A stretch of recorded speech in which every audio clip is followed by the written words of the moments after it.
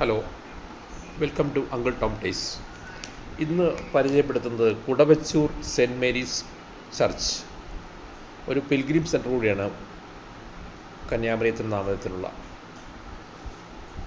AD 1463 ഈ ദേവാലയം സ്ഥാപിതമായത്.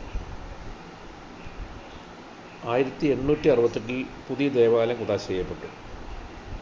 1896 മരിയൻ തീർത്ഥാടന കേന്ദ്രമായി പ്രഖ്യാപിക്കപ്പെട്ടത്. കുടവച്ചൂർ സെൻറ്റ് മേരീസ് പള്ളി കോട്ടയം ജില്ലയിലെ ഒരു പ്രധാന തീർത്ഥാടന കേന്ദ്രമാണ്.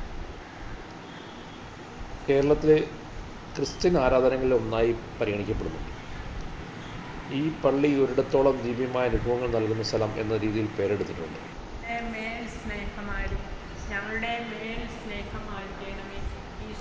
പള്ളിയുടെ ദേവദർശനം, പരിശുദ്ധ മേരിയുടെ പ്രതിമ, അനുഗ്രഹങ്ങൾ വാസ്തവത്തിൽ ആപ്തമായ അനുഭവങ്ങൾ ലഭിക്കാനിടയാക്കിടുന്ന സന്ദർശകർ വിവിധ വശങ്ങളിലായി ഇവിടെ പ്രാർത്ഥനകൾ നടത്തുന്നുണ്ട്.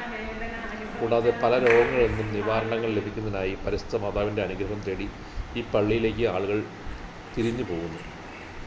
സെയിൻറ്റ് മേരീസ് പള്ളിയുടെ പ്രാധാന്യം വിശ്വാസികളുടെ ആത്മീയവും ദൈവികവുമായ അനുഭവങ്ങൾക്ക് ഒരു ദൈവത്തോടൊരു അടുപ്പത്തിനുള്ള പ്രചോദനമായി നിലകൊള്ളുന്നു.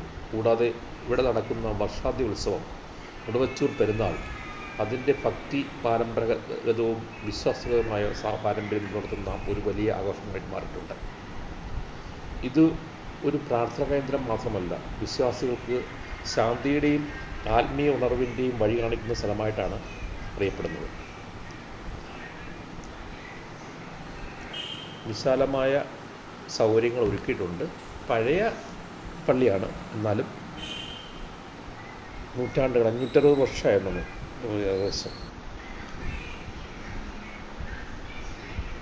ഇവിടെ